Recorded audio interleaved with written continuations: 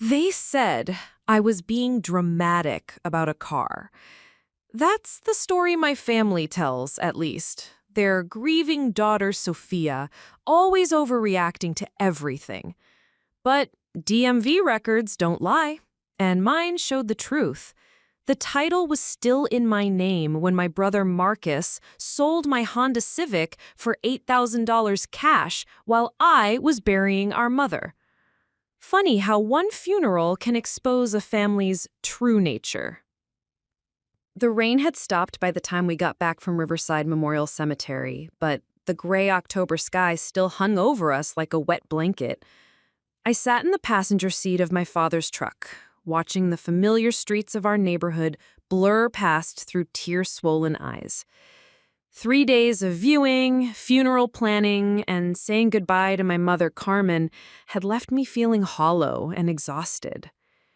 As we pulled into our driveway on Maple Street, I automatically looked for my car in its usual spot beside the garage. The empty space hit me like a physical blow. "Dad, where's my car?"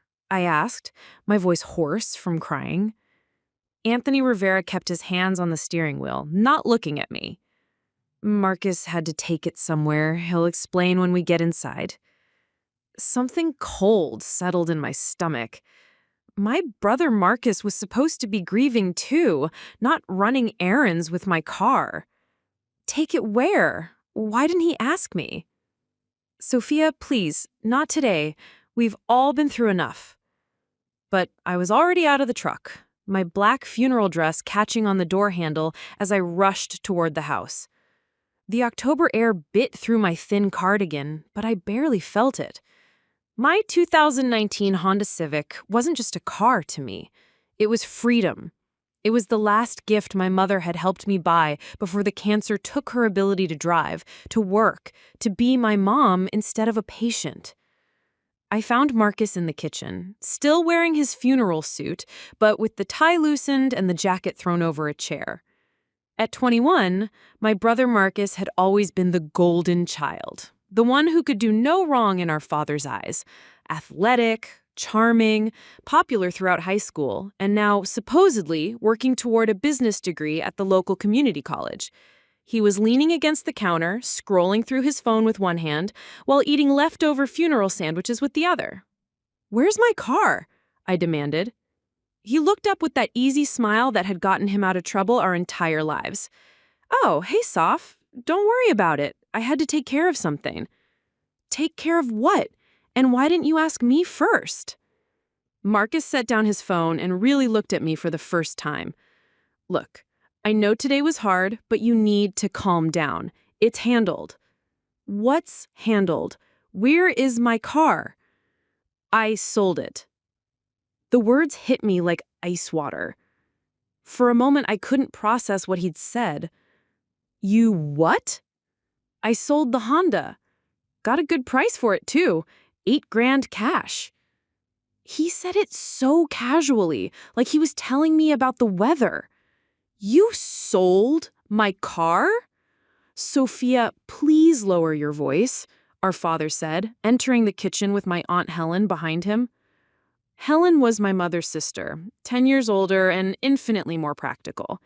She'd been helping with funeral arrangements all week, trying to hold our fractured family together. "Dad, did you know Marcus sold my car?" My voice was getting higher despite his request. Anthony sighed deeply, the sound of a man who'd buried his wife this morning and wanted peace in his house. "Marcus needed money for school expenses. And honestly, sweetheart, with your mother gone, we need to be more practical about finances." I stared at him in disbelief. "It's my car. Mom helped me buy it. I make the payments." "Actually," Marcus interjected, "Dad's name is on the loan too, so technically, the title is in my name," I practically shouted. "Sophia," Helen said gently, stepping forward. "I know you're upset, but maybe we should discuss this when everyone has had time to process today." "Process what? The fact that my brother stole my car while I was burying my mother?" "Nobody stole anything," Anthony said firmly. This family is going through a financial crisis. Your mother's medical bills, the funeral costs, Marcus's tuition. We all have to make sacrifices. I felt like I was losing my mind. Sacrifices? I worked 20 hours a week at Target all through senior year to help pay for that car. I gave up social events, dates, everything to save money. And you let him sell it without even asking me? God, you're so dramatic. It's just a car, Sophia. And honestly, you've been so focused on Mom's illness, you've barely driven it in months. The casual cruelty of that statement took my breath away. I'd been focused on Mom's illness because I was her primary caregiver. While Marcus was at his community college classes and weekend parties, I was driving her to chemotherapy appointments, picking up prescriptions, sitting in hospital waiting rooms. I was 17 years old, and I'd spent my entire senior year watching my mother die. I was taking care of Mom, I whispered. I know, sweetheart, Anthony said, but his voice was tired, already moving past my pain. And now it's time to take care of practical matters. Marcus got a good price. The money will help with expenses. What money? Where is it? Marcus and Anthony exchanged a look. It went toward some immediate needs, Anthony said vaguely. What immediate needs? Sophia, you're 18 years old, Marcus said, his patience clearly wearing thin. You're not entitled to a full financial breakdown of family business. I'm entitled to my car. It's done, Anthony said with finality. The car is sold. End of discussion. But it wasn't the end, for me. I stood there in that kitchen, still in my funeral dress, surrounded by sympathy flowers and leftover casseroles from well-meaning neighbors, and something shifted inside me. For months, I'd been the good daughter, the responsible one, the one who held everything together while Mom fought cancer and lost. I'd been quiet and accommodating and grateful for whatever scraps of attention or consideration my family threw my way. Not anymore. Who did you sell it to? I asked, my voice deadly calm. Sophia, Anthony started. Who did you sell it to? Marcus shrugged. Some guy I met through a friend. Kevin something. Why does it matter? Because the title is in my name, which means you committed fraud, at minimum. The kitchen went very quiet. Helen's eyes widened slightly. Anthony's face darkened. Marcus's confident expression flickered for just a moment. You're being ridiculous, Anthony said. It's a family matter. No one committed fraud. The state of California disagrees. You can't sell a car you don't own. And I own that car. Dad's on the loan, Marcus repeated, but he sounded less sure now. The loan isn't the title. I have the pink slip upstairs in my room, with my name on it, my signature, nobody else's. I turned and walked out of the kitchen, their voices following me up the stairs. I could hear Marcus saying I was being dramatic, Dad saying I needed to think about the family, Helen's voice rising in what sounded like the beginning of an argument. In my room, I went straight to my desk drawer and pulled out the folder where I kept all my important documents. Car insurance, registration, and there it was, the certificate of title for my 2019 Honda Civic. Registered owner, Sophia Rivera. No co-owners, no liens except for the auto loan, which had nothing to do with ownership. I sat on my bed holding the paper in my shaking hands. My mother had been so proud when we'd gone to the DMV together to transfer the title into my name. Now it's really yours, mija, she'd said, squeezing my hand. Your first step toward independence. Marcus had sold my independence for $8,000, while I was standing in a cemetery watching them lower my mother into the ground. I picked up my phone and started typing. If my family thought I was being dramatic over just a car, they were about to learn what dramatic really looked like, because this wasn't just about a car anymore. This was about respect, about honesty, about the fact that my own brother had looked at my grief and seen an opportunity. The title was in my name, and I was going to get my car back, even if it destroyed what was left of our family in the process. Outside my window, the October rain started falling again, harder this time. It was going to be a long night and an even longer fight. But for the first time since Mom's diagnosis, I felt something other than sadness and exhaustion. I felt angry, and anger, I was about to discover, could be a very powerful motivator. To understand how we got here, you need to know about the year before Mom died. The year that revealed who my family really was when everything fell apart. It started with a cough that wouldn't go away. Carmen Rivera had always been the strongest person I knew. She worked double shifts as a nurse at Riverside General, came home to cook dinner for her family, helped me with homework, and still found energy to argue with Marcus about his grades and his attitude. When she started coughing in January, she brushed it off like everything else. "It's just the flu, mija," she'd say, waving away my concerns while she folded laundry or prepped lunches for the next day. Nurses get everything that goes around the hospital. But the cough got worse. Then came the fatigue, the weight loss, the way she'd have to sit down halfway through making breakfast. By March, Dad finally convinced her to see Dr. Martinez for a chest x-ray. Stage 3 lung cancer. Non-smoker, just one of those cruel lottery tickets life sometimes hands you. I'll never forget sitting in that sterile oncology office while Dr. Nguyen explained treatment options. Chemotherapy, radiation, surgery if they could shrink the tumors enough. 18 months, maybe 2 years with aggressive treatment. Maybe. Dad went white as paper. Marcus stared at his phone the entire time, like if he didn't engage with the information, it wouldn't be real. Mom held my hand and asked practical questions about work schedules and insurance coverage. I was 17 years old, and I knew my childhood was over. The first few months, we all tried to pretend things would be normal. Mom started chemo in April, determined to keep working as long as possible.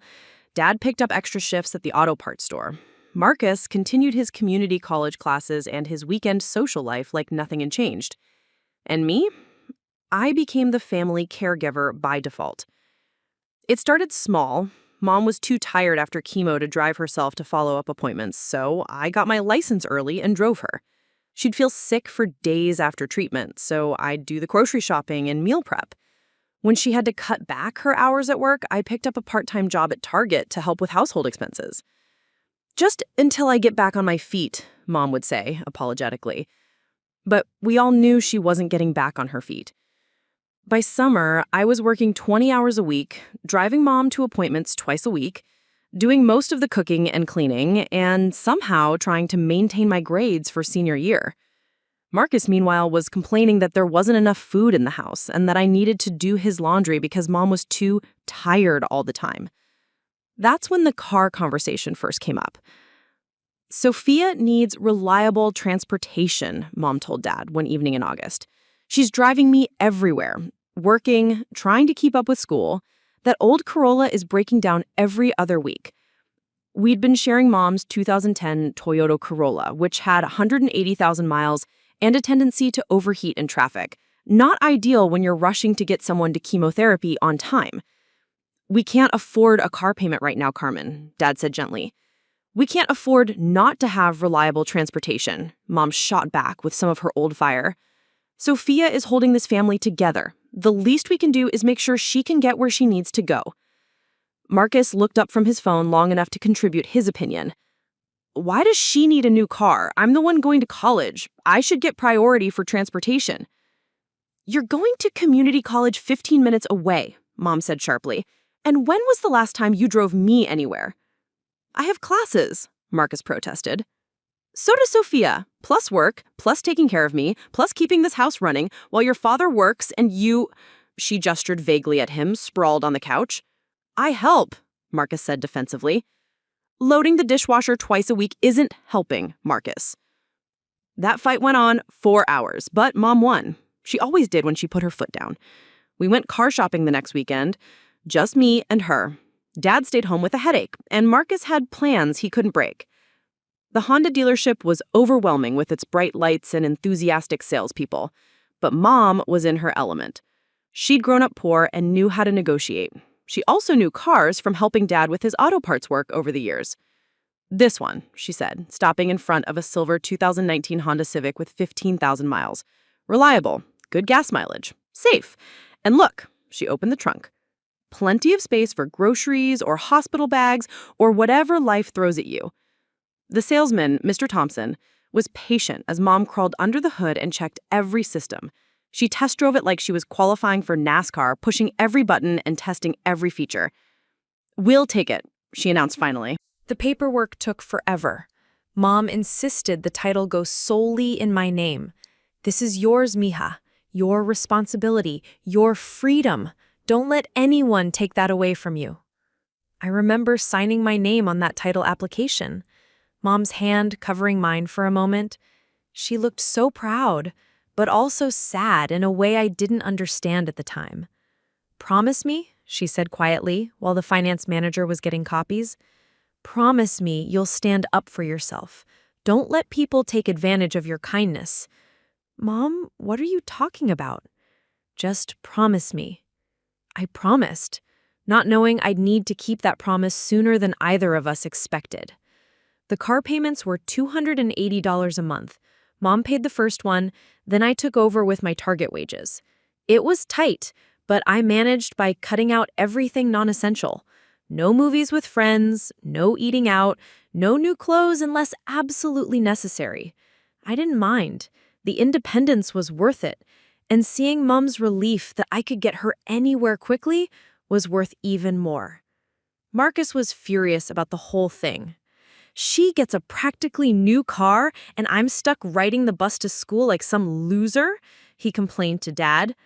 "Your sister earned it," Dad said mildly. "By what? Driving Mom around? That's what family does." "Is it?" Dad asked.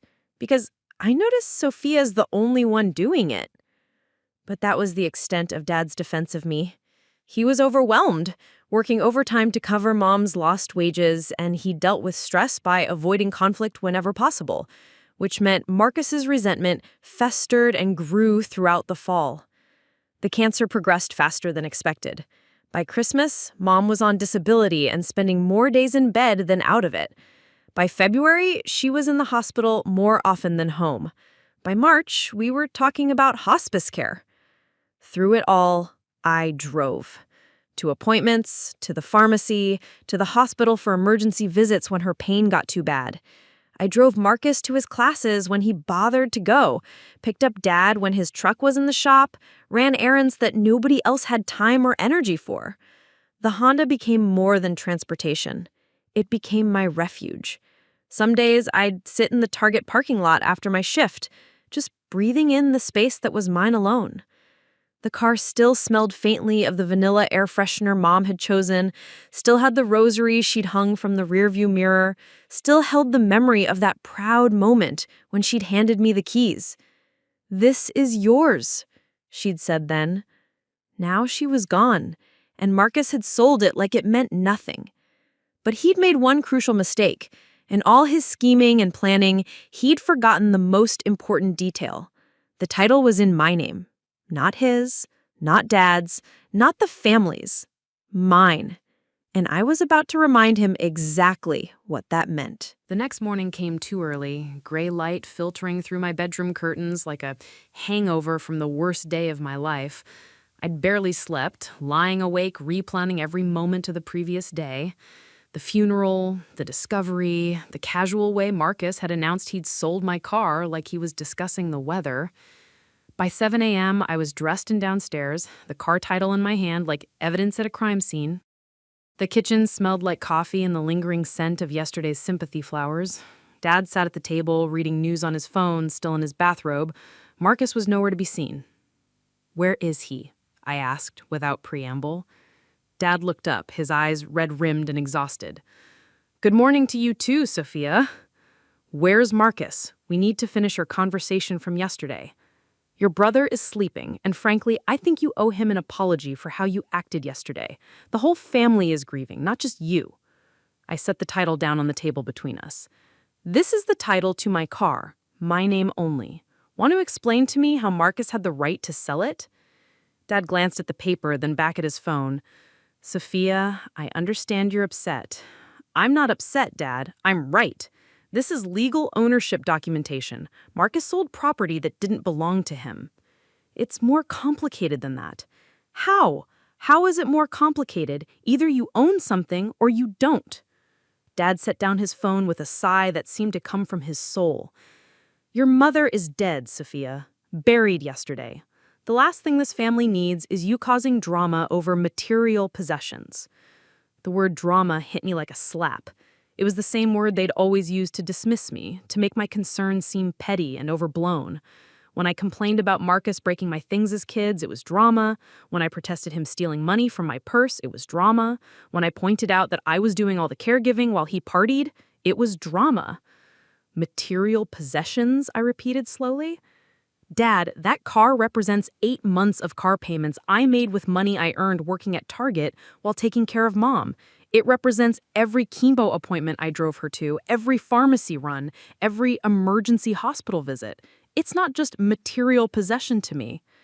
And now it's helping the family through a difficult financial time. By being stolen? By being sold to help cover expenses your mother's illness created. Marcus wandered into the kitchen then, wearing yesterday's clothes and looking like he'd slept on the couch. His hair was messy and there were pillow marks on his cheek, but he seemed remarkably unconcerned for someone who'd committed a felony. "Morning," he mumbled, heading straight for the coffee pot. "We need to talk."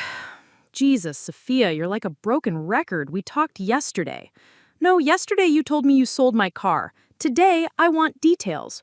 Who bought it? Where's the money? And how exactly did you manage to sell a car you don't own?"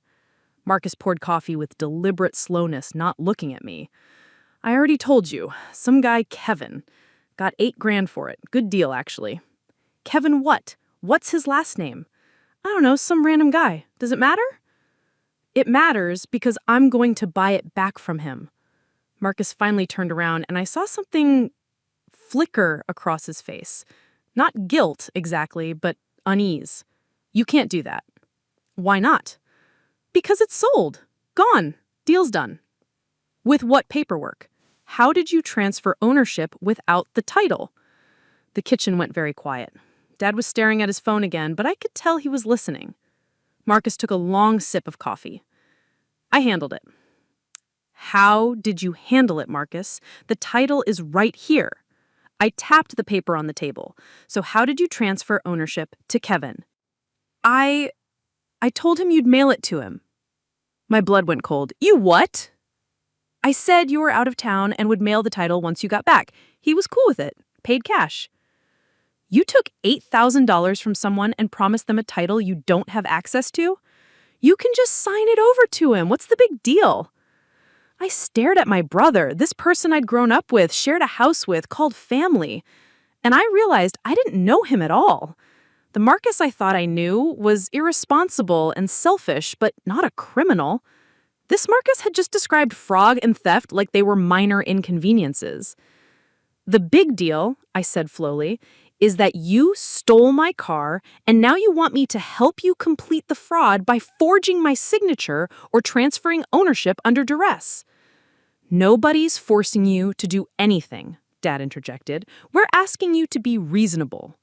"Reasonable? This family is in crisis, Sophia. Your mother's medical bills, the funeral costs, Marcus's tuition. We're drowning financially and you're worried about a car." "I'm worried about theft. There's a difference." Marcus set down his coffee mug hard enough to splash liquid on the counter. "God, you're so selfish. Mom's dead, Dad's struggling, and all you care about is your precious car." I cared for Mom for an entire year while you did nothing. I've been working to pay my own expenses while you lived here rent-free. I've been responsible and helpful and supportive through everything. But I'm selfish? You act like you're the only one who's suffering, like you're the only one who loved Mom. I'm the only one who took care of her. That was your choice. Because no one else would do it. The shouting brought Helen down from the guest room where she'd spent the night. She appeared in the kitchen doorway wearing one of Mom's old robes, her hair disheveled but her eyes sharp and alert. "What's going on down here?" she asked. "Marcus sold Sophia's car yesterday," Dad said, before I could answer. "She's making a federal case out of it." Helen looked at me, then at Marcus, then at the title on the table. He sold her car? While we were at the funeral, I added. Helen's expression darkened. Marcus, please tell me you didn't actually sell your sister's car while she was burying her mother? It's not like that, Marcus said quickly. It's a family financial crisis. We all have to make sacrifices. Did you make any sacrifices? Helen asked pointedly. Because from what I saw this past year, Sophia was the one sacrificing everything to take care of Carmen while you lived your life like nothing was happening. That's not true, Marcus protested, but his voice lacked conviction. Isn't it? When was the last time you drove your mother to chemotherapy? When was the last time you sat in a hospital waiting room? When was the last time you cleaned up after her when she was too sick to take care of herself? Marcus's face flushed red. I was in school. So was Sophia. Plus working. Plus being Carmen's primary caregiver. And now you've stolen the car she earned through all that sacrifice? I didn't steal anything. Helen picked up the title and examined it. This says the registered owner is Sophia Rivera. No co-owners listed. So unless you have a power of attorney or guardianship papers, yes, you stole it. Helen, please, this is a family matter. We don't need to involve legal terminology. Legal terminology is exactly what we need, Anthony, because what Marcus did isn't just morally wrong, it's legally wrong. And you're enabling it by calling it a family matter instead of calling it what it is. What's that? Marcus asked defensively. Helen looked him straight in the eye. Theft, fraud, and possibly grand theft auto, depending on the value of the vehicle. The kitchen went dead silent. Outside, I could hear neighbors starting their cars, heading off to work and normal lives where family members didn't steal from each other while grieving their dead mothers. We can fix this, Dad said finally. Marcus, call this Kevin person. Tell him there's been a misunderstanding. I can't do that, Marcus said quietly. Why not? Marcus stared at his coffee, his face pale now. I met him through a friend of a friend, some guy at a party. Cash deal, no paperwork. Helen and I exchanged looks. This was getting worse by the minute. So you sold my car to a stranger you met at a party for cash with no record of the transaction? It seemed fine at the time. Marcus, Helen said slowly, where is the $8,000? Another long silence. Marcus, I repeated, where's the money? When he finally looked up, I saw something in his eyes that made my stomach drop. Panic. Real, desperate panic. I used some of it for expenses, he said. What expenses? School stuff, and I owed some money to some people. What people? Just people. It doesn't matter. The point is, it's gone. And there it was. The truth finally crawling out from under all the lies and justifications. Marcus hadn't sold my car to help the family through a financial crisis. He'd sold it to pay off his own debts. And now the money was gone, my car was gone, and I was supposed to just accept it as the cost of being part of this family. But I was done being the good daughter who absorbed everyone else's damage. I was done being reasonable while everyone else was selfish. I was done pretending that theft was a family matter. I picked up the title and headed for the door. Where are you going? Dad called after me. To report my car stolen, I said without turning around. Sophia, wait. But I was already gone. The time for family meetings and reasonable discussions had ended the moment Marcus sold my car to a stranger at a party. Now it was time to let the legal system handle what my family couldn't or wouldn't.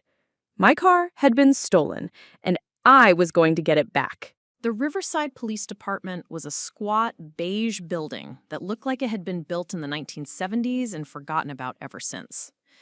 I sat in my borrowed car, Helen's 2015 Camry, in the parking lot for 10 minutes, staring at the entrance and trying to work up the courage to walk inside. Once I filed this report, there would be no going back. No family reconciliation, no sweeping it under the rug, no pretending this was just a misunderstanding between siblings. I would be officially accusing my brother of a crime. But every time I hesitated, I thought about Mom's words. Promise me you'll stand up for yourself. Don't let people take advantage of your kindness. I grabbed the folder containing all my car documents and walked through those glass doors. The lobby smelled like industrial cleaner and burnt coffee. A bored-looking officer behind bulletproof glass looked up when I approached the window. Help you? I need to report a stolen vehicle. He slid a clipboard through the slot. Fill this out. When was it stolen? Yesterday, during my mother's funeral. That got his attention. His eyes sharpened slightly as he really looked at me for the first time. I'm sorry for your loss. Have a seat and someone will be with you shortly. The waiting area was full of plastic chairs and fluorescent lights that made everyone look sick. I filled out the initial paperwork with shaking hands, trying to reduce the complexity of my situation to simple checkbox answers. Relationship to suspect. Brother. Location of theft. Family home. Estimated value. $18,000. Sophia Rivera. I looked up to see a woman in her 40s wearing a police uniform, her dark hair pulled back in a neat bun. She had kind eyes, but a no-nonsense demeanor that immediately made me feel like she'd actually listened to me. I'm Officer Davis. Come on back. Her office was small but organized, the walls covered with commendations and family photos. She gestured for me to sit in a chair across from her desk. I understand you want to report a stolen vehicle. Tell me what happened. So I did.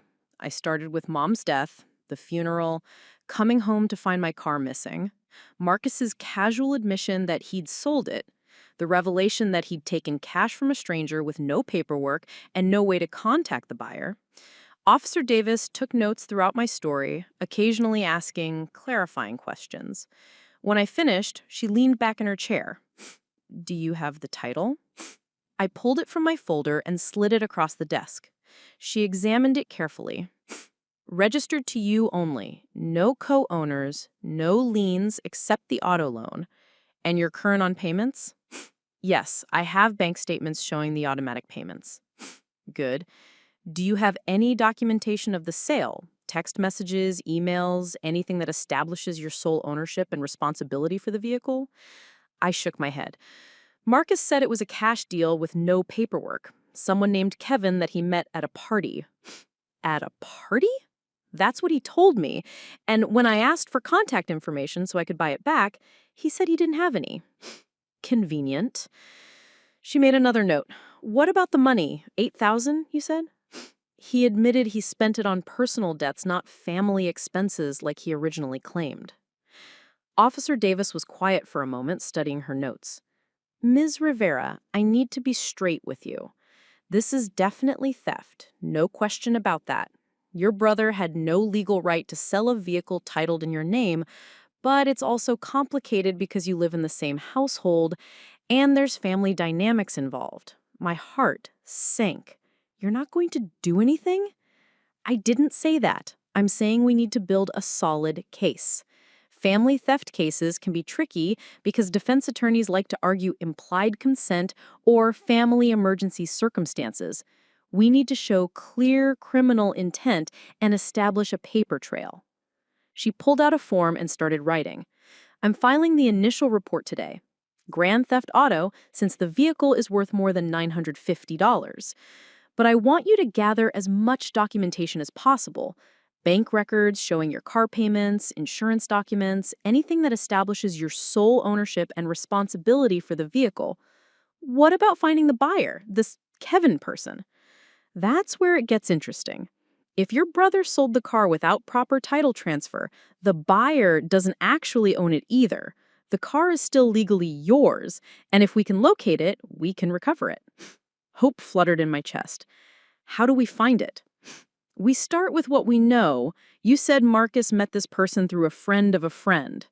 We'll need to interview Marcus and try to track down the connection. We'll also check with local DMV offices to see if anyone has attempted to register the vehicle with forged or fraudulent paperwork. She handed me a business card. Here's my direct number. I want you to go home and gather every piece of documentation related to this car. Purchase records, payment history, insurance, registration. Everything.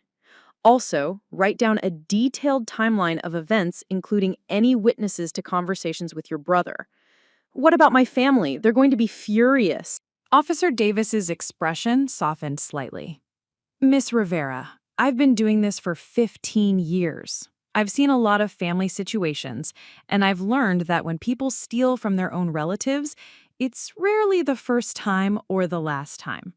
Your brother didn't just wake up yesterday and decide to steal your car on impulse. There's probably a pattern of behavior here. She was right, and I knew it. Marcus had been taking things that didn't belong to him our entire lives. My money, my belongings, my time, my efforts on Mom's behalf. The car was just the biggest and most blatant theft yet. One more thing, Officer Davis said. Do you have somewhere safe to stay? If your brother is desperate enough to steal and sell a car for quick cash, and if he owes money to people, this situation could escalate. I hadn't thought about that. I can stay with my aunt. Good. And Miss Rivera, you did the right thing coming here. Family or not, theft is theft. I left the police station with a case number, a business card, and a strange mixture of relief and terror. Relief that someone in authority had listened to me and taken my situation seriously. Terror about what would happen when Marcus found out I'd involved the police. My phone started ringing before I even got back to Helen's car. Dad's number. Sophia, what the hell have you done? I reported my stolen car to the police. Marcus is my son, your brother. How could you do this to family? How could he steal from me? It's not stealing when it's family. It's borrowing. It's helping each other through hard times. I almost laughed at the absurdity. Dad, he sold my car to a stranger for cash and spent the money on his personal debts. That's not borrowing, that's theft. You're going to destroy his future. A criminal record will ruin his chances at a decent job, at finishing school. Maybe he should have thought about that before committing crimes. Sophia, I'm begging you, drop the charges. We'll figure out a way to make this right within the family. How? The car is gone. The money is gone. Marcus doesn't even know how to contact the buyer. There was a long pause. We'll get you another car. With what money? You just said the family was in financial crisis. We'll figure it out. No, Dad.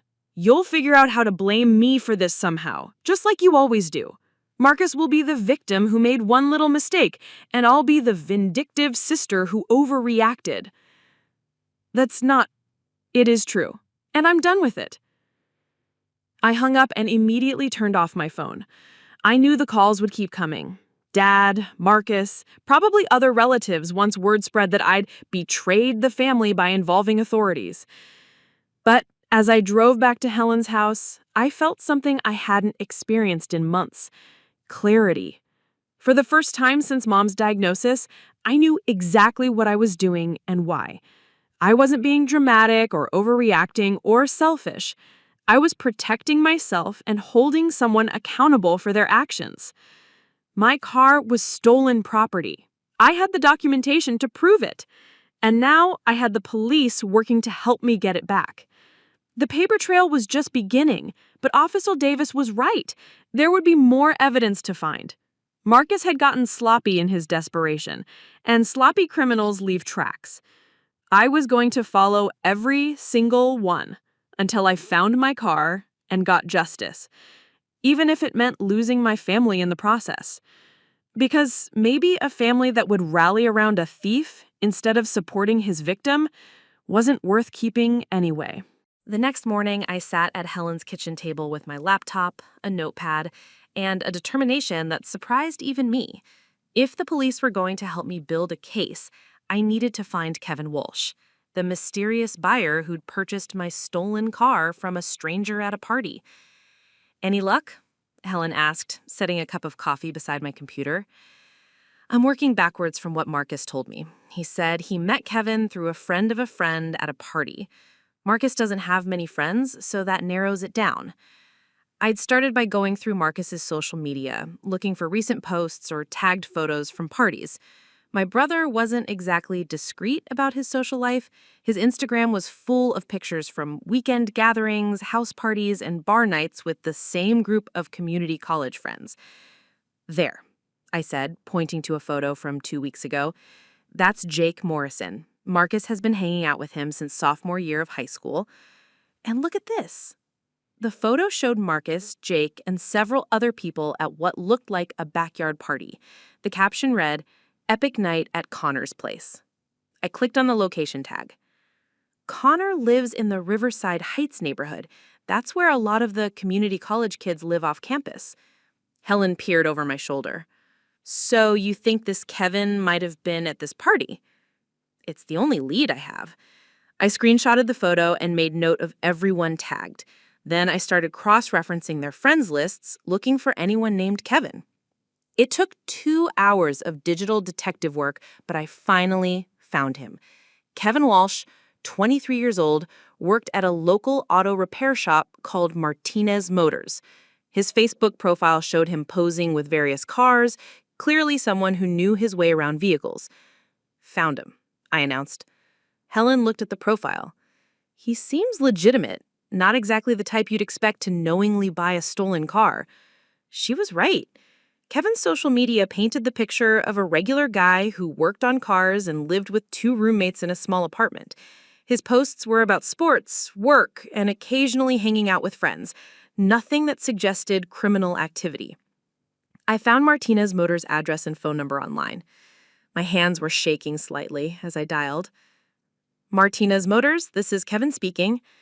"Hi, Kevin. My name is Sophia Rivera. I think you recently bought a silver Honda Civic from my brother Marcus." There was a pause.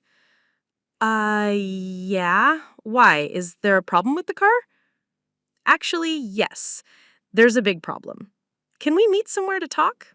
I think you're going to want to hear this." Another pause, longer this time. "This sounds serious. What kind of problem?" "The kind where my brother didn't actually own the car he sold you." He was quiet for so long I thought he'd hung up. Finally, "Shit. Are you serious?" "Dead serious. And I have the title to prove it." We agreed to meet at a coffee shop near his work in an hour. I spent the drive rehearsing what I was going to say, trying to figure out how to explain the situation without sounding like a vengeful sister trying to cause trouble. Kevin was easy to spot when I walked into Ground's coffee house. Tall, sandy-haired, wearing work clothes with Martinez Motors embroidered on the shirt. He looked nervous and slightly sick. "Sophia?" he asked as I approached his table. "That's me. Thanks for meeting with me." I sat down and pulled out my folder. "Before I show you anything, can you tell me exactly what happened when you bought the car?" Kevin ran his hand through his hair. "I was at a party at Connor's place a couple weeks ago.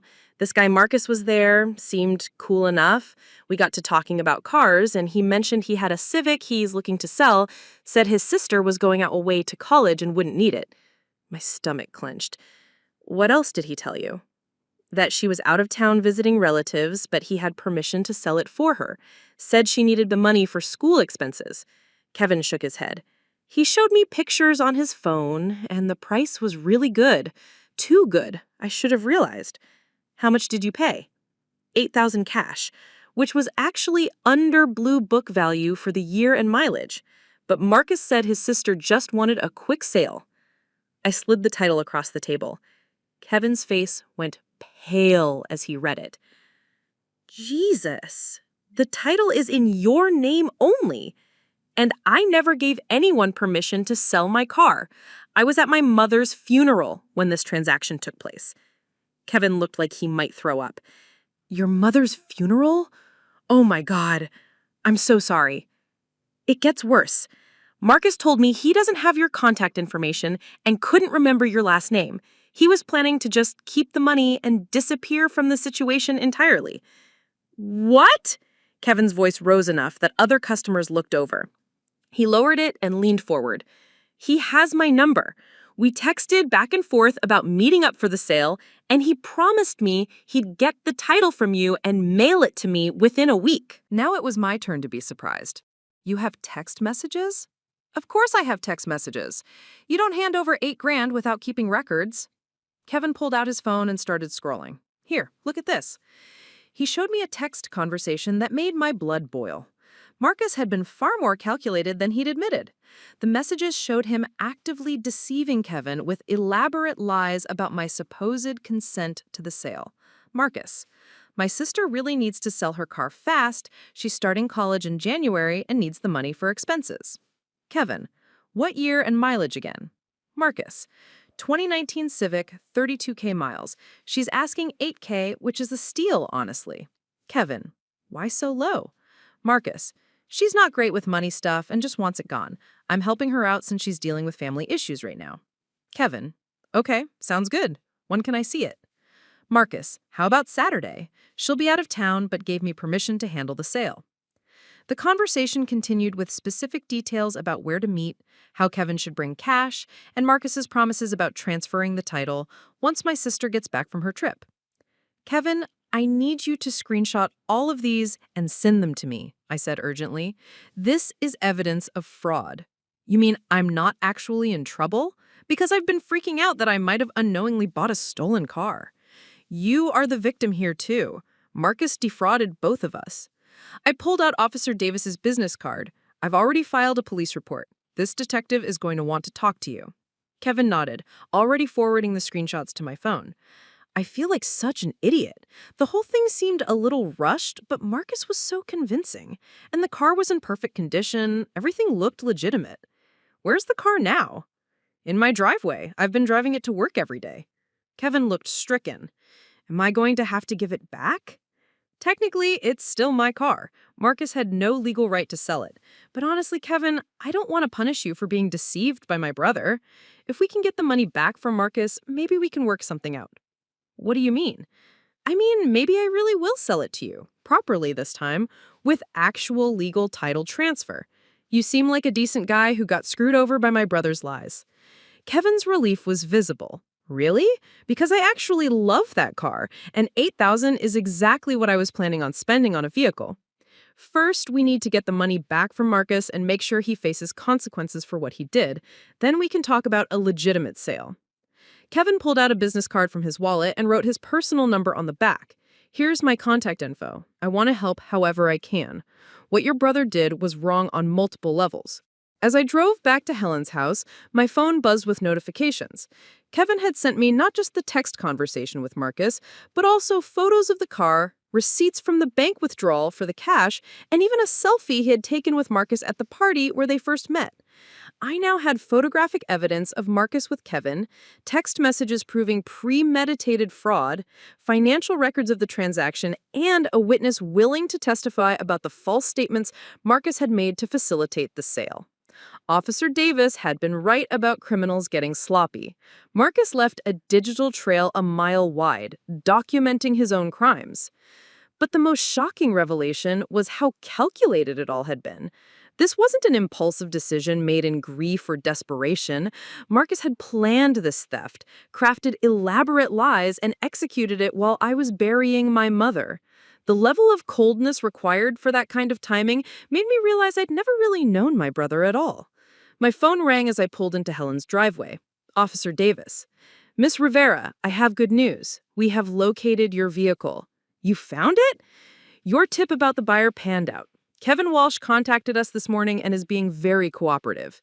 He has agreed to return the vehicle and testify against your brother. We're treating him as a victim of fraud rather than an accomplice.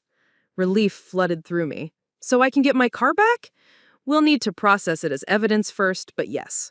You should have it back within a few days. And, Miss Rivera, Mr. Walsh provided us with text messages that significantly strengthen our case against your brother. We're moving forward with formal charges. As I sat in Helen's driveway, staring at the evidence on my phone, I realized something fundamentally had changed in the past 48 hours. I'd gone from being the grieving daughter trying to keep peace in the family to being the victim of a crime who was fighting back with everything I had. Marcus had made a critical error. He underestimated me. Assuming I'd be too devastated by Mom's death to fight back effectively, he had assumed wrong. My car was coming home, and my brother was about to learn that some actions have consequences that can't be talked away or blamed on someone else. The paper trail was becoming a mountain of evidence, and Marcus was buried underneath it. The call came at 6:47 p.m. while I was helping Helen make dinner. Dad's number flashed on my screen, and even before I answered, I could hear shouting in the background. "Sophia, you need to come home right now." Dad's voice was tight with barely controlled rage. "I am home. I'm staying with Helen." "The police were just here. They questioned Marcus for 2 hours. 2 hours, Sophia. They took his phone, his computer, everything." In the background, I could hear Marcus yelling something about his rights. And Jennifer. Wait, Jennifer? Our neighbor Jennifer had no reason to be at our house, unless... Is Marcus's girlfriend there, I asked? This isn't about Jennifer. This is about you destroying your brother's life over a car. I didn't destroy anything. Marcus did that himself when he decided to commit fraud. Fraud? Dad's voice cracked. He's your brother. He made a mistake. A mistake is forgetting to fill up the gas tank. Stealing someone's car and selling it to a stranger is a felony. Helen touched my shoulder and mouthed speakerphone. I switched it over so she could hear. "The police said you found the buyer," Dad continued. "Some guy named Kevin? You could have worked this out with him directly instead of involving law enforcement." "Dad, Kevin paid $8,000 for a car that Marcus had no right to sell. Kevin is a victim too. The only person who isn't a victim in this situation is Marcus. He's a victim of your vindictiveness." That's when I heard Marcus's voice clearly in the background. "She's always been jealous of me. This is just her way of getting revenge." Something inside me snapped. "Put him on the phone. Sophia, put Marcus on the phone right now." There was shuffling, muffled conversation. Then Marcus's voice came through the speaker. "What, Sophia? Are you happy now? The cops treated me like a criminal." "You are a criminal. It was a family emergency. Mom's medical bills." "Stop lying," I shouted, causing Helen's cat to flee the kitchen. "I have your text messages with Kevin. I know exactly what you told him. You said I was going away to college and needed money for school expenses. You said I gave you permission to sell the car. You said I was visiting relatives. Not one word about family emergencies or medical bills." Silence on the other end. "You planned this, Marcus. You saw me grieving Mom's death and decided it was the perfect opportunity to steal from me. And then you lied about it, to me, to Dad, to Kevin, and to the police." "I needed the money," Marcus said quietly. "For what? Your gambling debts? Your drug habit? What was so important that you had to steal from your sister while she was burying her mother?" "It's not drugs," Marcus said defensively. "Then what?" Another long pause. When Marcus spoke again, his voice was different, smaller. "I owe money to some guys from school. Serious money." "How much money, Marcus?" $12,000. Helen and I exchanged looks. Marcus had sold my car for $8,000, which meant he was still $4,000 short of whatever he owed. $12,000 for what, Marcus? I was betting on games, football, basketball, some online poker. I had a system. I was winning for a while, but then you lost everything and kept betting to try to win it back. Jesus, Marcus, you're a gambling addict. I'm not an addict. I just had some bad luck. Bad luck? You stole your sister's car to pay gambling debts and you think that's bad luck? Dad's voice came back on the line. "Sophia, now that we know what this is really about, we can fix this as a family. Marcus will get help for his gambling problem and will find a way to pay back what he owes." "With what money? You just told me the family was in financial crisis." "We'll figure it out. Take out a loan maybe, sell some things." "Or," I said slowly, "Marcus can face the consequences of his actions like an adult. He committed crimes, Dad. Multiple felonies. The time for family meetings and intervention passed the moment he decided to forge documents and commit fraud." "Those people he owes money to," Dad said, his voice dropping, "they're not the kind of people who accept payment plans. If Marcus doesn't pay them back, they could hurt him." And there it was. The real reason for the panic, the desperate phone calls, the family meeting. Marcus wasn't just facing legal consequences for stealing my car. He was facing physical consequences from whoever he owed money to. "That's not my problem," I said. "How can you say that? He's your brother." "My brother stole from me. My brother lied to me. My brother committed fraud in my name. Whatever consequences he's facing are the result of his own choices." Helen took the phone from me. Anthony, this is Helen. I need to say something. Helen, please stay out of this. I can't stay out of it. Carmen was my sister, and I watched Sophia sacrifice everything to take care of her while Marcus did nothing. I watched that girl work herself to exhaustion, miss out on her senior year, give up her social life, all to be Carmen's caregiver. And now you want her to sacrifice even more to clean up Marcus's mess? It's different. It's not different. You've been enabling Marcus his entire life, and now you want Sophia to enable him too. Well, she's not going to do it, and I support her 100%. Helen, if something happens to Marcus, then maybe Marcus should have thought about that before he decided to steal and gamble and lie. Actions have consequences, Anthony, and it's past time Marcus learned that. Helen hung up the phone, and immediately it started ringing again. She turned it off. I'm proud of you, she said simply. Even though this might destroy what's left of my family, especially because of that. Sophia, your family has been dysfunctional for years. Your mother saw it, even if she couldn't fix it. She knew that Marcus was going to cause problems and that your father would enable him. That's why she made sure the car title was in your name only. That's why she made you promise to stand up for yourself. I thought about Mom's words that day at the Honda dealership, the way she'd held my hand while I signed the title application, the sadness in her eyes that I hadn't understood at the time. She knew this would happen? Maybe not specifically this, but something like it. Carmen knew Marcus's character better than anyone. And she knew your father's blind spot when it came to his son. My phone buzzed with a text from an unknown number. This is Jennifer, Marcus's girlfriend. Can we meet? There are things about Marcus you don't know. I showed the message to Helen. That's interesting, she said. Marcus's girlfriend wants to talk. Should I meet with her? I think you should. If Marcus is in as much trouble as your father suggests, Jennifer might have information that could help explain the full scope of what's been going on. I texted back. When and where? Starbucks on Main Street, 8 p.m. tonight. Come alone. Helen raised an eyebrow. Come alone? That sounds ominous. Or it sounds like someone who has information she doesn't want Marcus to know she's sharing. At 7:45, I was sitting in my car outside Starbucks, wondering what Jennifer Morrison could possibly tell me that would change anything. Marcus was a thief and a liar and a gambling addict. What else was there to know? As it turned out, quite a lot. Jennifer arrived 10 minutes late, looking around nervously before sitting down across from me. She was a small blonde girl who'd been dating Marcus for about 6 months. I'd met her a few times at family gatherings, but we'd never really talked. Thank you for meeting me, she said quietly. I wasn't sure you would. What did you want to tell me? Jennifer looked around the coffee shop again, then leaned forward. Marcus is in serious trouble, worse than your dad knows. How much worse? The $12,000 he owes? That's just to one person. There are others. My stomach dropped. How many others? At least 3 that I know of, maybe more. Sophia, I think he owes close to $30,000 total.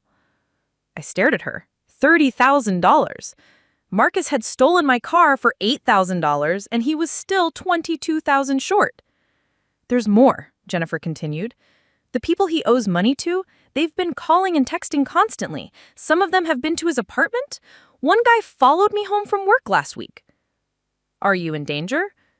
I don't know. But Sophia, they know about your family. They know about your dad's business, about your house. They know Marcus has a sister. The implication hung in the air between us. These people might come after me, or Dad, or Helen to pressure Marcus to paying what he owes. Why are you telling me this? Jennifer's eyes filled with tears. Because Marcus asked me to talk to you. He wants me to convince you to drop the charges and give him the car back so he can sell it again to someone else for more money. He wants to steal my car twice. He's desperate, Sophia, and he's not thinking clearly. But I can't be part of this anymore. What he did to you was wrong, and I told him so. Jennifer pulled out her phone and showed me a text conversation with Marcus from earlier that day. Marcus, you need to talk to Sophia. Make her understand how serious this is. Jennifer, I'm not going to help you manipulate your sister. You stole her car. Marcus, it's not manipulation. It's survival. If I don't pay these guys back, they're going to hurt me. Maybe hurt my family, too. Jennifer, then you should have thought about that before you started gambling. Marcus, just talk to her, please. Tell her I'll pay her back eventually. Jennifer, with what money? You're broke and unemployed when you owe $30,000 to dangerous people. Marcus, I'll figure it out. I read the conversation twice, my mind racing. Marcus wasn't just a thief and gambling addict. He was a desperate thief and gambling addict who owed money to dangerous people. And now those people might see me and my family as leverage to get their money back. Jennifer, I need you to forward these messages to me, and I need you to call the police detective handling Marcus's case. Why? Because this isn't just about a stolen car anymore. This is about public safety. If Marcus owes money to dangerous people who are willing to threaten family members, the police need to know. Jennifer nodded and started forwarding the messages. There's one more thing. Marcus has been staying at my apartment since the police searched his room, but I'm breaking up with him. I can't be with someone who would steal from his own sister. Where will he go? I don't know, and honestly, I don't care. I'm done being an accessory to his bad decisions. As I drove back to Helen's house, my mind was spinning. In the span of one conversation, the stakes had escalated dramatically. This wasn't just about getting my car back or seeing Marcus face consequences for theft.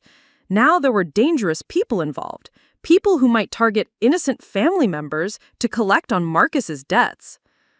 I called Officer Davis and left a voicemail about the new information. Then I called Helen and told her we needed to talk about security at her house. Marcus had created a mess that was much bigger than any of us had realized, and now we were all potentially in danger because of his choices. The family war was about to become something much more serious, and I was starting to wonder if I'd bitten off more than I could chew by insisting on legal consequences for my brother's crimes. But it was too late to back down now. The wheels were already in motion, and Marcus's creditors weren't going to disappear just because I felt sorry for him. This was going to get much worse before it got better.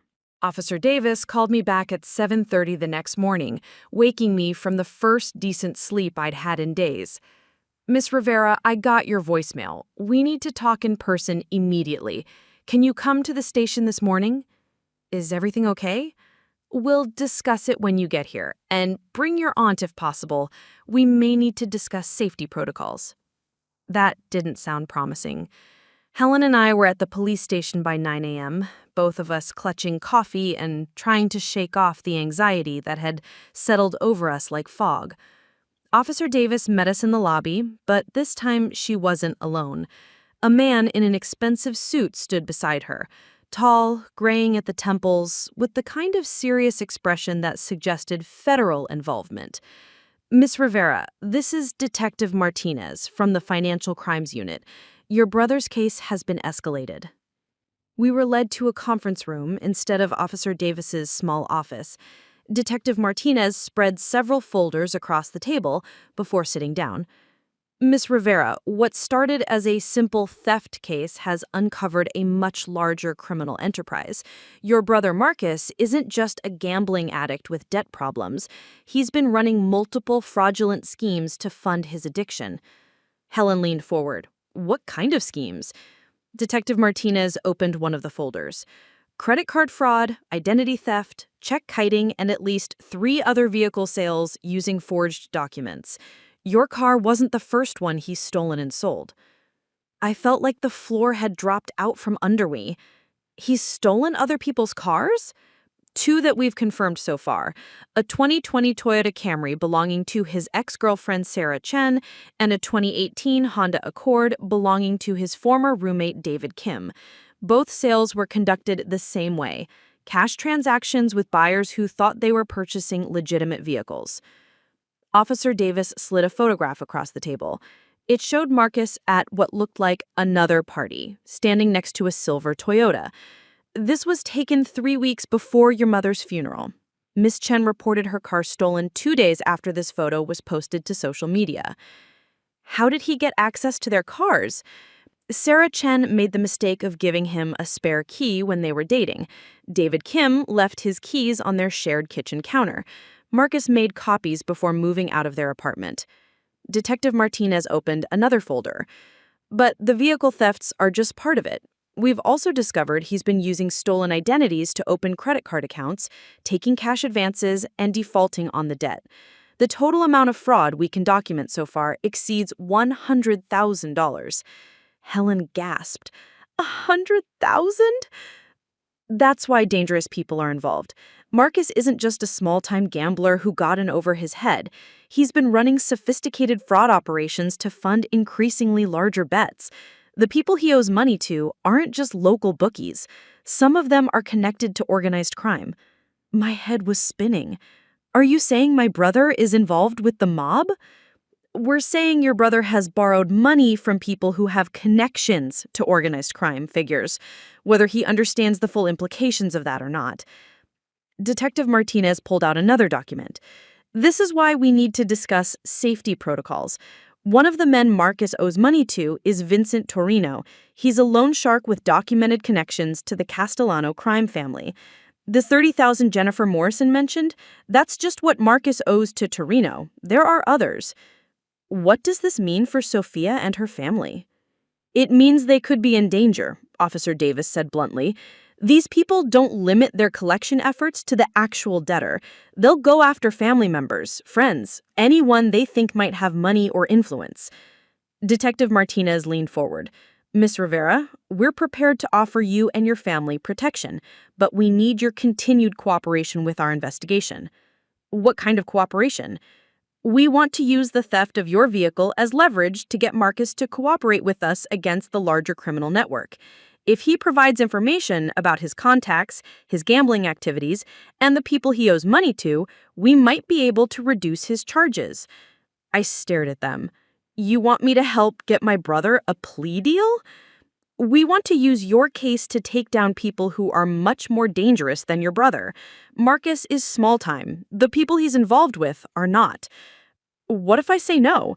What if I just want my car back and for Marcus to face consequences for what he did to me? Officer Davis and Detective Martinez exchanged looks. You're right, Officer Davis said. But understand that if we can't get Marcus to cooperate, he's looking at serious federal charges: wire fraud, mail fraud, identity theft, organized criminal activity. He could be looking at 20 years in federal prison. And if he cooperates, probably 3 to 5 years in state prison with parole eligibility. Helen squeezed my hand under the table. What would cooperation look like? Marcus would need to provide detailed information about his gambling activities, his contacts in the illegal gambling world, and specifically his interactions with Vincent Torino and others, Detective Martinez explained. He'd also need to testify in court if we build cases against these individuals. That sounds dangerous, I said. It is dangerous, which is why we'd be willing to discuss witness protection for Marcus and potentially for your family as well. The room went quiet. Witness protection. Federal charges. Organized crime. This had escalated so far beyond a stolen car that I could barely process it. I need time to think, I said finally. Of course, but Miss Rivera, I need you to understand the urgency here. Vincent Torino and his associates don't know yet that Marcus has been arrested. When they find out, they're going to assume he's talking to us whether he is or not. The window for safe cooperation is closing rapidly. Officer Davis handed me a new business card. This is Detective Martinez's direct number. Call him day or night if you have any concerns about your safety. In the meantime, we're going to have patrol cars drive by your aunt's house regularly. As we left the police station, Helen and I sat in her car for several minutes without speaking. Finally, she broke the silence. Sophia, this is way beyond anything I ever imagined. I know. I just wanted my car back. I never meant for it to turn into this. You didn't turn it into anything. Marcus did this. All of it. My phone buzzed with a text from an unknown number. We need to talk. Meet me at Riverside Park, North Parking Lot, 2 p.m. Come alone. Marcus. I showed the message to Helen. Her face went pale. Absolutely not. You're not meeting him alone anywhere. Helen, he's still my brother. He's a criminal who's involved with dangerous people, and he's desperate. I stared at the message. Part of me wanted to see Marcus, to look him in the eye and try to understand how we'd gotten here. But a larger part of me was afraid of what he might do if he felt cornered. I'm calling Detective Martinez.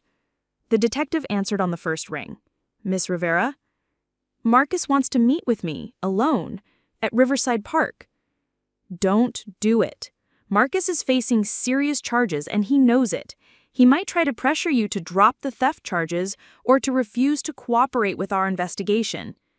What if he wants to apologize? What if he wants to make this right? Then he can do it through his attorney and in the presence of law enforcement. Miss Rivera, I cannot stress this enough. Do not meet with your brother alone. He's desperate, he's facing decades in prison, and he knows that your cooperation could be the difference between a plea deal and a life sentence. I looked at the text message again.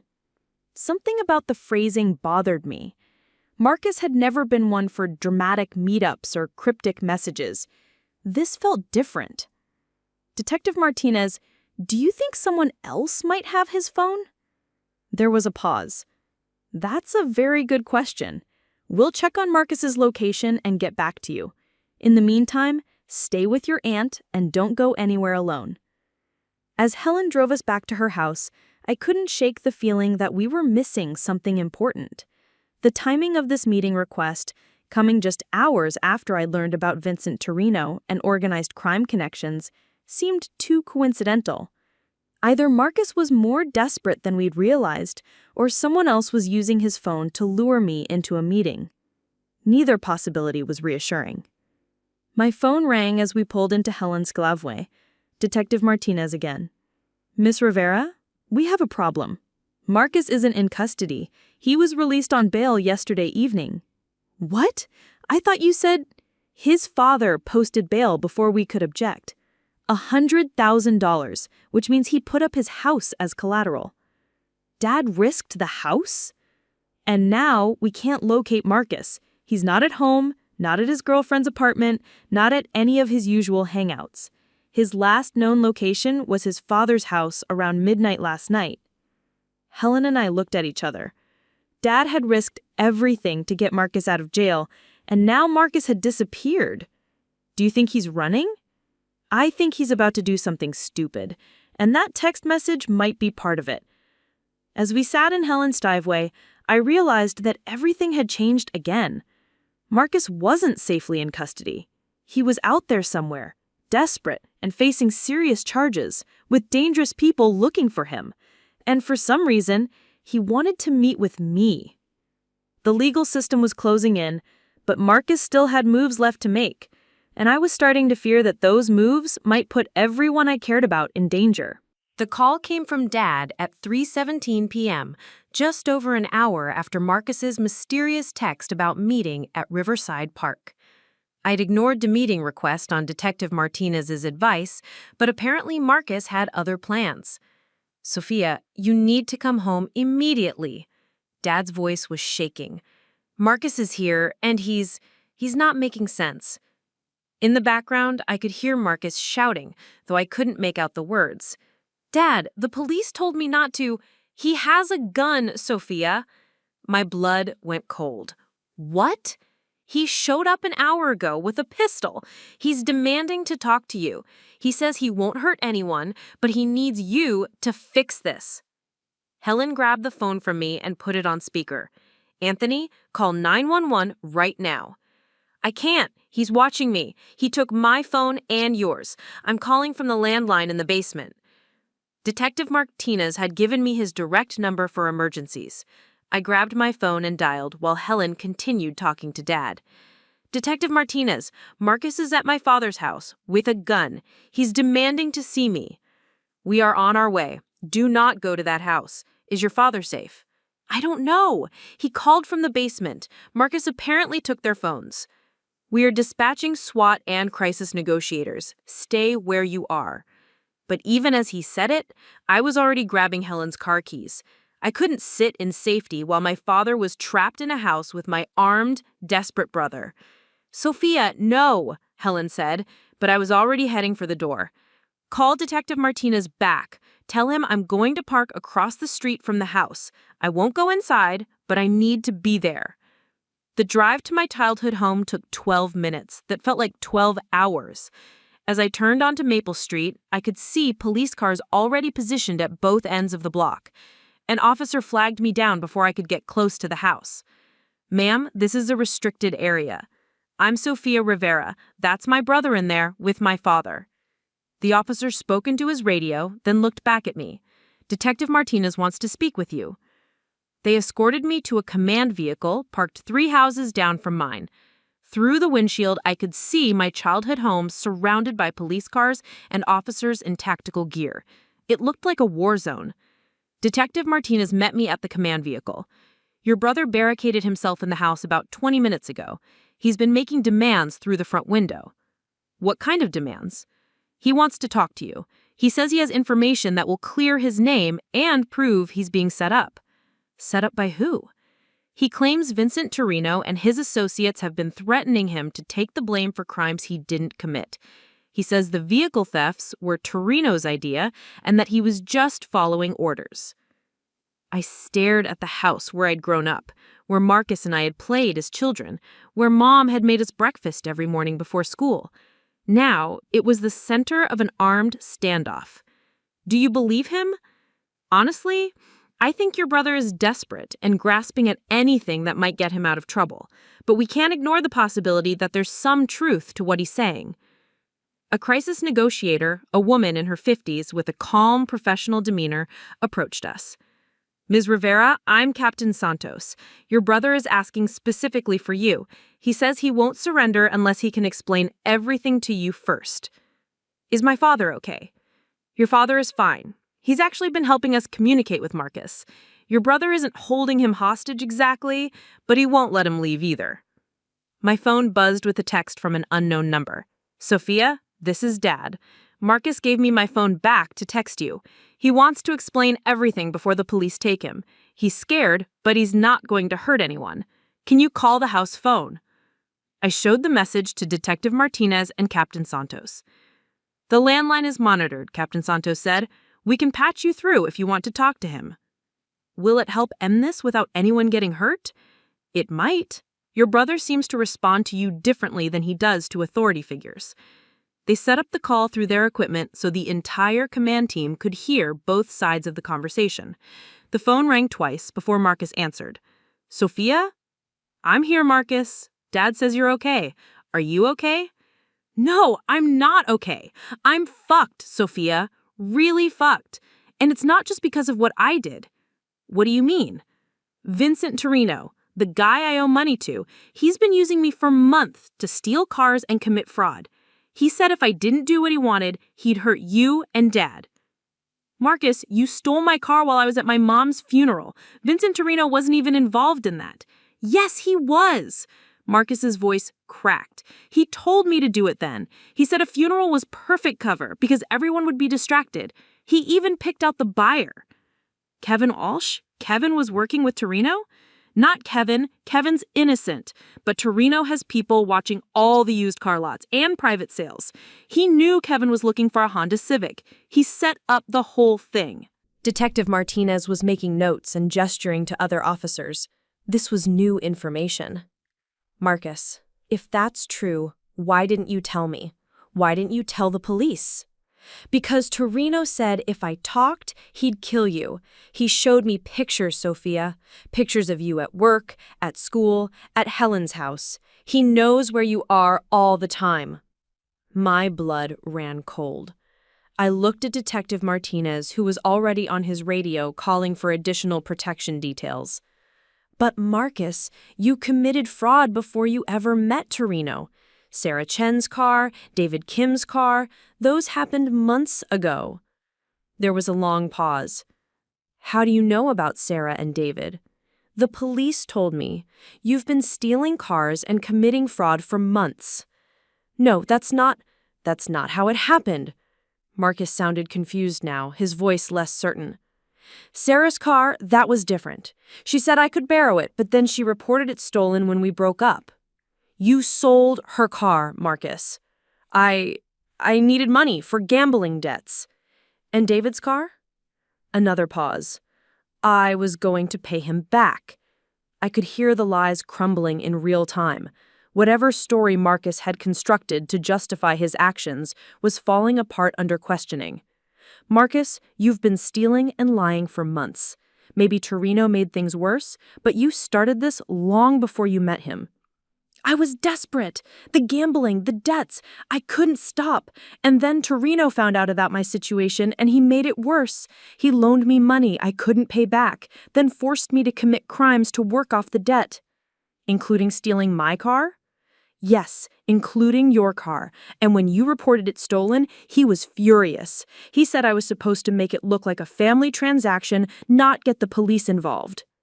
Detective Martinez was writing furiously. This conversation was providing crucial information about Torino's organization and methods. Marcus, you need to surrender. You need to tell the police everything you just told me. I can't. Torino will kill me if I cooperate with the police. Torino will kill you anyway if you don't pay him back. And now you've made everything worse by taking Dad hostage and threatening police officers. I'm not threatening anyone. I just needed time to think, to figure out how to fix this. You can't fix this with a gun, Marcus. You can only make it worse. I know that. He was crying now. I know I fucked up everything. I know I hurt you and Dad, and Mom would be ashamed of me. I know I'm a failure and a criminal, and everyone would be better off if I was dead. Captain Santos immediately made a gesture to the suicide prevention team. This was escalating in a dangerous direction. Marcus, listen to me. Mom wouldn't want you to hurt yourself, and she wouldn't want you to hurt Dad. She'd want me to protect my family. That's what I'm trying to do. By stealing from us, by lying to us, by holding Dad prisoner, by keeping Torino away from you. And there it was. In Marcus's twisted logic, he was protecting the family by committing crimes and covering up his relationship with dangerous people.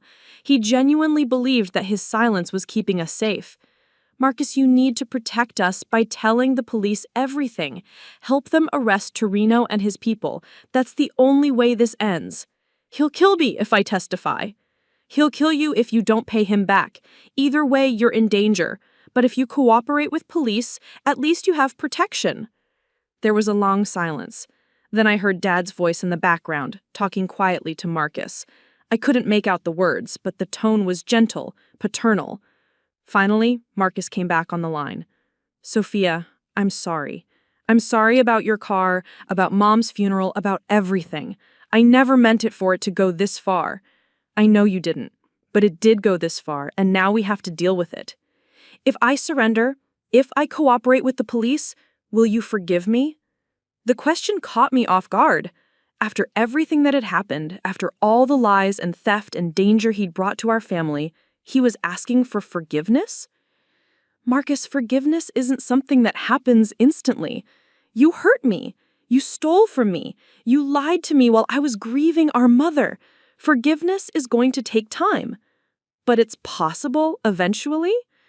I thought about Mom, about the promises I'd made to her, about family and loyalty, and the difference between enabling someone and loving them.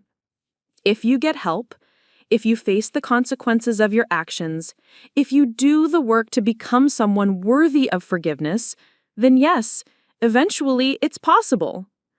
Okay, Marcus said quietly. Okay, I'm coming out.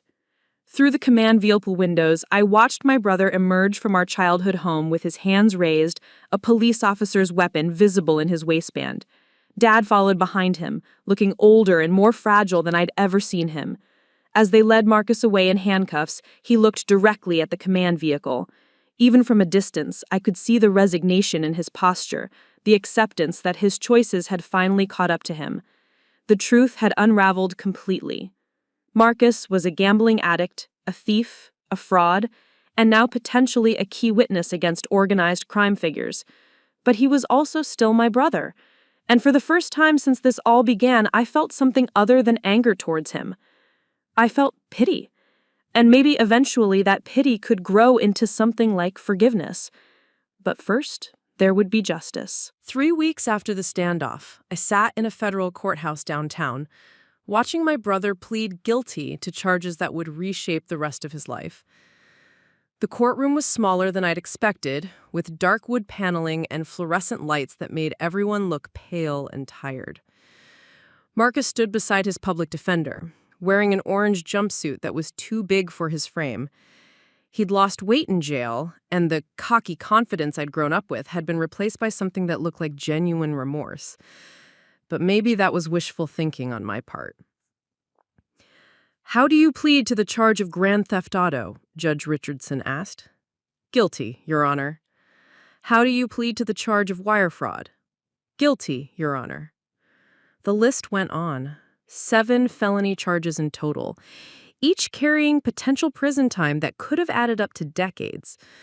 But Marcus's cooperation with the FBI's investigation into Vincent Torino's criminal organization had earned him a plea deal that would cap his sentence at 5 years in federal prison. Behind me in the gallery, Dad sat with his face in his hands. He'd aged 10 years in 3 weeks. The stress of watching his son's life implode, combining with the financial devastation of losing the house to Marcus's bail money. The bank had foreclosed after Marcus violated his bail conditions during the standoff, and Dad was now living in a small apartment across town. Helen sat beside me, having become my anchor through all of this chaos. On my other side sat Kevin Walsh, who'd become an unexpected ally in our shared experience of being victimized by Marcus's schemes. "Your Honor," Marcus's attorney said, "my client would like to address the court." Judge Richardson nodded. "Mr. Rivera, you may speak." Marcus turned slightly to face the gallery before addressing the judge. His eyes found mine, and I saw something there I'd never seen before. Genuine shame. "Your Honor, I know that what I did was wrong. I stole from my own sister while she was burying my mother. I committed fraud against innocent people like Kevin Walsh. I hurt my family and betrayed everyone who trusted me." His voice cracked slightly. "I got involved with gambling when I was 18, and instead of asking for help when I got in over my head, I chose to lie and steal and make everything worse. I dragged my family into danger because I was too proud and too scared to admit I had a problem." Marcus looked directly at me. "Sophia, I know you're here today, and I want you to know that I don't expect your forgiveness. I know I destroyed your trust and hurt you when you were already grieving Mom. But I want you to know that cooperating with the FBI and pleading guilty isn't just about getting a lighter sentence. It's about finally telling the truth and accepting responsibility for what I've done." Judge Richardson listened without expression, then consulted the papers in front of her. "Mr. Rivera, your cooperation with federal authorities has been substantial. Your information led to the arrest of Vincent Torino and 4 members of his organization. Your testimony will be crucial in their prosecutions." She paused, looking directly at Marcus. "However, your crimes were extensive and caused significant harm to multiple victims. While I appreciate your cooperation and apparent remorse, actions have consequences. I sentence you to 4 years in federal prison, followed by 3 years of supervised probation. You will also pay full restitution to your victims, including your sister Sophia Rivera, Kevin Walsh, Sarah Chen, and David Kim. The total restitution amount is $67,000. Marcus nodded, accepting the sentence without protest. 4 years. He'd be 25 when he got out, assuming good behavior. Old enough to start over if he chose to. After the sentencing, there was a brief recess before Marcus was taken back to jail to await transfer to federal prison. His attorney arranged for us to have a few minutes to talk in a small conference room adjacent to the courtroom. It was the first time Marcus and I had been in the same room since the standoff.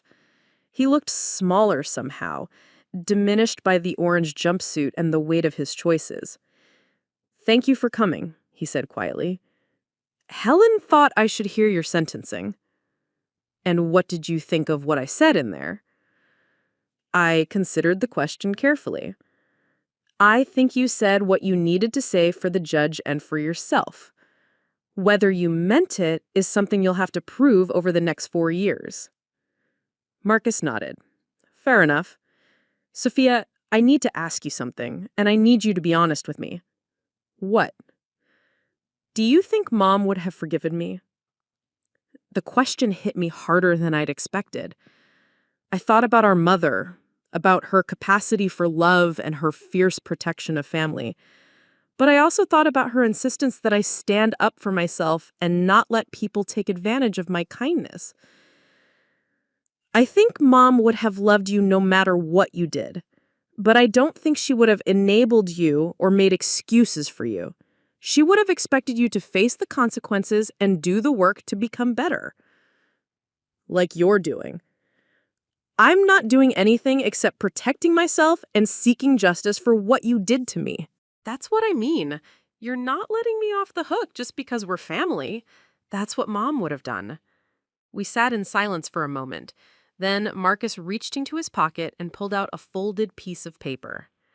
This is the information from my prison account. The restitution payments will be deducted automatically from any money I earn, but I wanted you to have the account details anyway. Why? Because I want you to be able to track the payments. I want you to see that I'm actually paying you back, not just because the court ordered it, but because it's the right thing to do. I took the paper, surprised by the gesture. Marcus, the restitution isn't going to repair the damage you caused. I know, but it's a start. And Sophia, I know this doesn't change anything, but I want you to know that I'm grateful. Grateful for what? For not giving up on justice just because it was hard. For not letting Dad talk you out of pressing charges. For not letting everyone sweep this under the rug like we always did when I screwed up. I stared at my brother, trying to reconcile this person with the one who'd stolen my car and lied about it 3 weeks ago. The old me would have kept making the same mistakes because nobody ever held me accountable, Marcus continued. Maybe prison will be good for me. Maybe it'll teach me something that our family never could. A guard appeared in the doorway. Time's up. Marcus stood and looked at me one last time. I'm going to get clean in prison. From gambling, from lying, from all of it. And when I get out, I'm going to be someone worth forgiving. I hope so, I said honestly. As they led him away, I felt something shift inside my chest. Not forgiveness exactly, but maybe the possibility of it someday. Marcus had a long road ahead of him, and whether he actually changed would depend on choices he made in prison and afterward. But for the first time since this whole ordeal began, I believed that change was possible. Outside the courthouse, Detective Martinez was waiting with paperwork for me to sign. Your car should be released from evidence storage by tomorrow, he said. We've processed everything we need for the various cases. Thank you. And the investigation into Torino's organization? Ongoing. Marcus's information has been invaluable. We've arrested 6 people so far, and we expect more arrests in the weeks to come. Kevin Walsh joined us on the courthouse steps. Sophia, I wanted to thank you again for how you handled this. You could have let me take the loss on the car purchase, but you didn't. We were both victims. It wasn't right for you to suffer because of Marcus's choices. Still, a lot of people would have just focused on getting their own car back. As we stood there in the afternoon sunshine, I realized something fundamentally changed about how I saw myself and my family. 3 weeks ago, I'd been the accommodating daughter who absorbed everyone else's problems and tried to keep peace at any cost. Now, I was someone who demanded accountability and refused to enable destructive behavior even when it came from family members. Mom had asked me to stand up for myself, and I'd finally learned how to do it. It hadn't been easy. I'd lost my relationship with Dad, who still blamed me for destroying Marcus's future. I'd been forced to confront the reality that my family was more dysfunctional than I'd wanted to admit. And I'd had to accept that sometimes doing the right thing comes with a heavy personal cost. But I'd also learned that I was stronger than I'd known, that justice was worth fighting for, even when everyone around you insisted you should just let things go, and that sometimes the most loving thing you can do for someone is refuse to enable their destructive choices.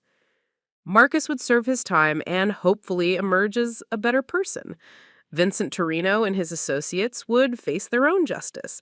And I would move forward with my life knowing that I'd stood up for myself when it mattered most. The car wasn't just transportation anymore. It was a symbol of my independence, my willingness to fight for what was right, and my refusal to be victimized by people who claimed to love me while treating me as disposable. Tomorrow, I'd get my car back. But today, I got something even more valuable: the knowledge that I could protect myself and demand the respect I deserved. Justice had been served, and for the first time in months, that felt like enough. 6 months later, I sat in my Honda Civic in the parking lot of Riverside Community College, watching students hurry between buildings in the late afternoon sun. The car smelled like vanilla air freshener again. I'd replaced the one Mom had chosen, and the rosary still hung from the rear view mirror, a reminder of her presence in my daily life.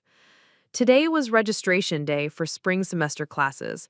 After everything that had happened, I decided to take a gap year to process Mom's death and the chaos that followed.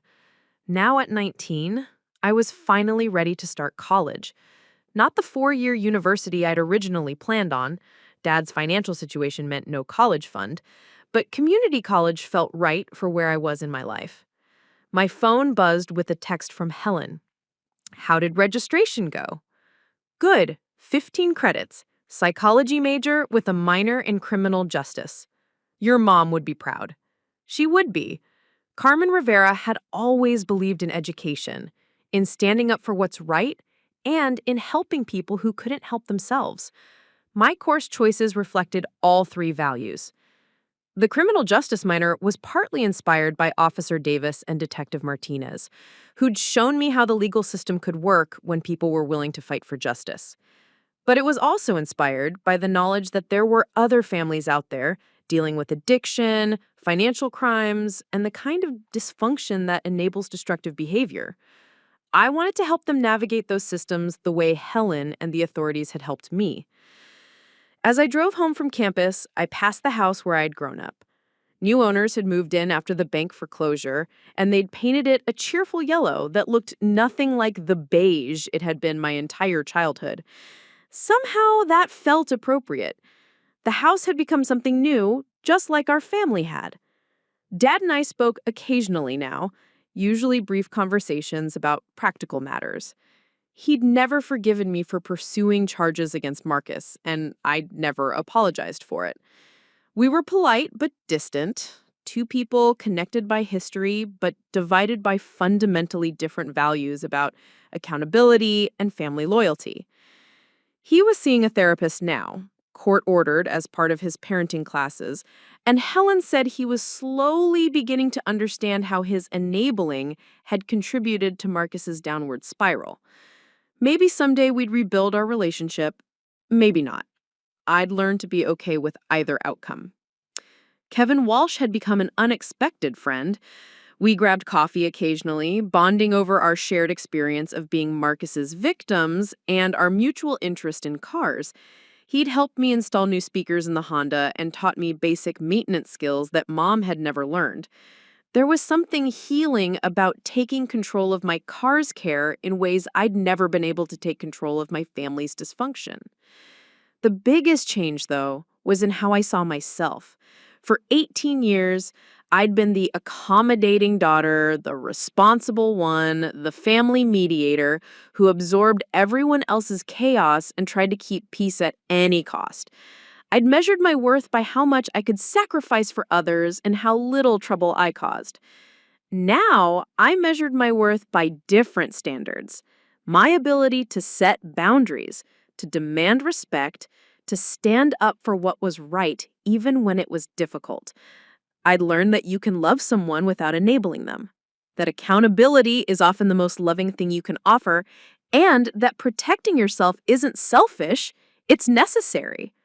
These lessons had applications beyond family drama. At my job at a local nonprofit that helped crime victims navigate the legal system, I worked with people who'd been told they were being dramatic or vindictive for seeking justice. I helped them understand that their feelings were valid, that they deserved support, and that the system could work for them if they were willing to be persistent. You remind me of someone I used to know. My supervisor, Mrs. Patterson, had told me recently. She had this quiet strength, this determination to see justice done no matter how hard people tried to talk her out of it. What happened to her?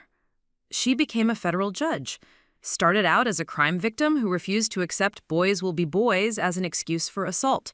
Fought through years of legal battles and eventually decided to dedicate her life to making sure other victims got fair treatment.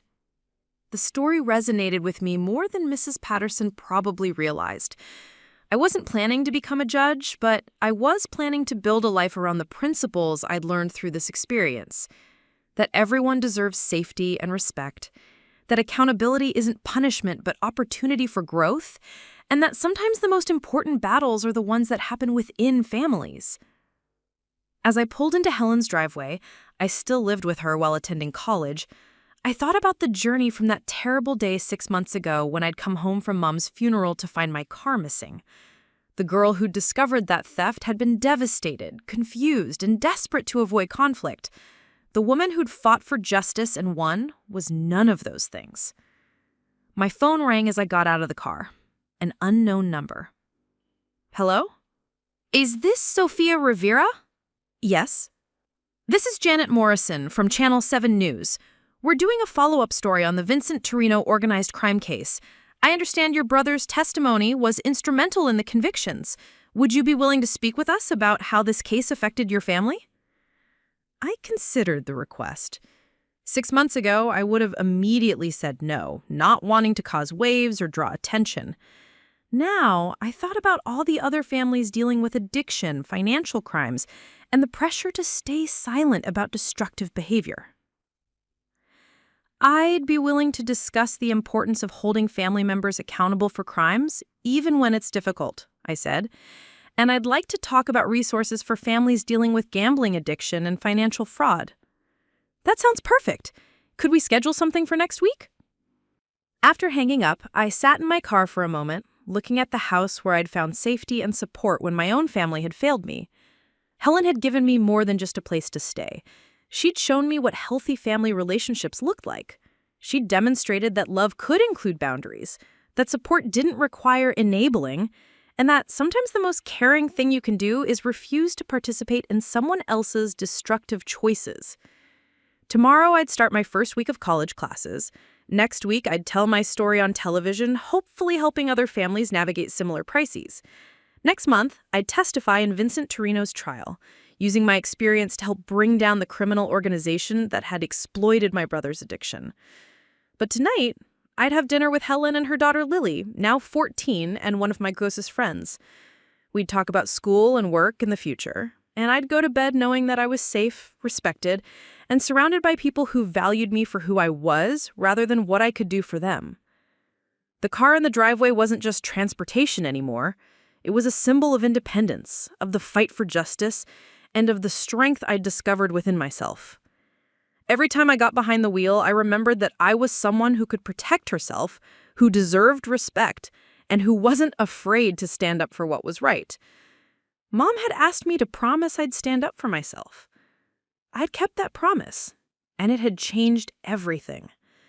Some fights are worth having even when they cost you everything you thought you wanted. Because sometimes what you thought you wanted isn't worth having, and the fight itself teaches you who you really are. I was Sophia Rivera, and I was no longer anyone's victim. That felt like the best possible ending to the worst chapter of my life, and the best beginning to everything that came next.